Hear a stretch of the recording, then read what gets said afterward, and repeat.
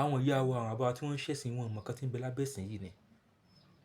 Wọ́n mọ̀ pé àìgbọ́ra-ẹni-yé bóbo pá bòbò bú lẹ́sẹ̀ tí ń ṣẹlẹ̀ ní àwọn àyíká wa ẹ̀sìn burúkú ló gbé wá. Ẹ̀sìn yìí kò sí torí nǹkan mìíràn tí wọ́n fi gbé wá láti bá fi wá balẹ̀ wa jẹ́ náà ni. Kán máa gé orí, kán máa gé ẹsẹ̀, kán máa fá ọyàn, kán máa fá ìdí. Òpó mẹ́fà ni òpó ẹ̀sìn Islam. Òpó mẹ́fà ni òpó ẹ̀sìn Islam.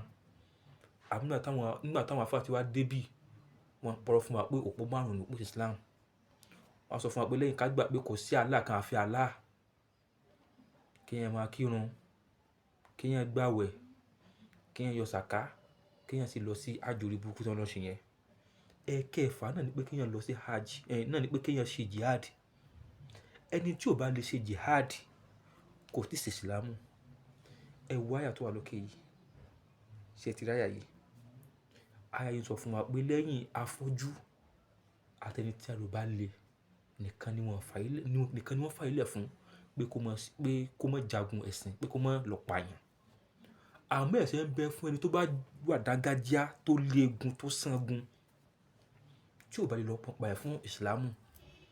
Àyà yìí làwọn tá ń pè ní Boko Haram náà máa ń lò. Ẹ wo nǹkan tí wọ́n sọ náà ti dà. Kẹ̀rẹ̀kẹ̀rẹ̀ ó ti ń wọlé Yorùbá. Àwọn bandit ti wọlé Yorùbá. Àwọn ajínigbé ti wọlé Yorùbá. Àwọn apanipani wọ́n ti wọlé Yorùbá. Wọ́n ti wà ní Kwara State tí wọ́n ti wọlé tí wọ́n ti ń pa àwọn èèyàn káàkiri. Ẹ̀sìn burúkú tán tẹ̀lé náà ni. Tí wọ́n bá fẹ́ dúnyàn àbí tí wọ́n fẹ́ pààyàn, Allah tóbi, Allah tóbi, Allah tóbi náà ń sọ kán tó pa ọmọ ènìyàn, kán tó dú ọmọ ènìyàn. Wọ́n sọ pé Allah wọn ó tóbi, Allah tóbi. Ẹ tún wo ilé náà tó wà ní òkè yìí náà. Ṣé ẹ rí báyìí? Wọ́n dẹ̀ mú ọmọ ènìyàn, wọ́n dẹ̀ dú ní ọrùn. Wọ́n dẹ̀ ń parí Allahu Akbar, Allahu Akbar. Tẹ́ ẹ bá tí ì fẹnu sọ pé Allah tóbi, Allah ò tóbi.